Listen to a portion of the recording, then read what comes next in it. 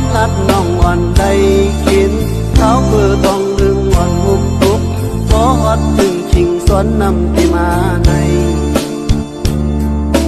ทางสู่น้องลืมก็ใจอยู่เหนือลอยโอ้ด้วยเพื่อนพูดน้ำยุ่งโตเป็นจุกซื้อของมือถึงในยืนนำใจทั้งวันที่ตัวขยุไปสวนนำที่ในเพียงคนไหนเกินสวนนำที่ในเพียงจังสมเพิ่ง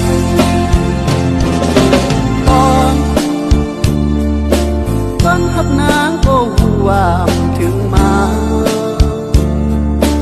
ลืมเปียวแด่น้องเว้ยความไกลยันกันกว่าหึงเละ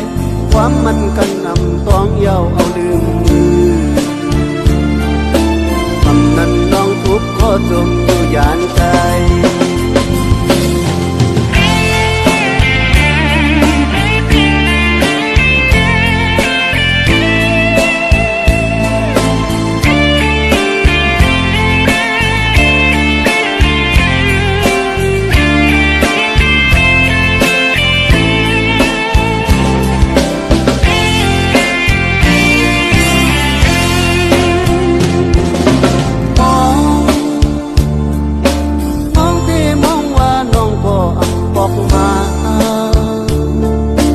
ความรักน้องอ่อนใจ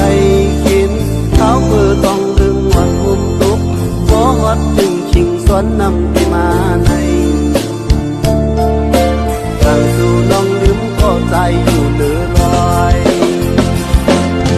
โอ้ยเพื่อนพูดน้ำยุ่งโตกันจุกซื้อของมือถึงในยืนนำใจ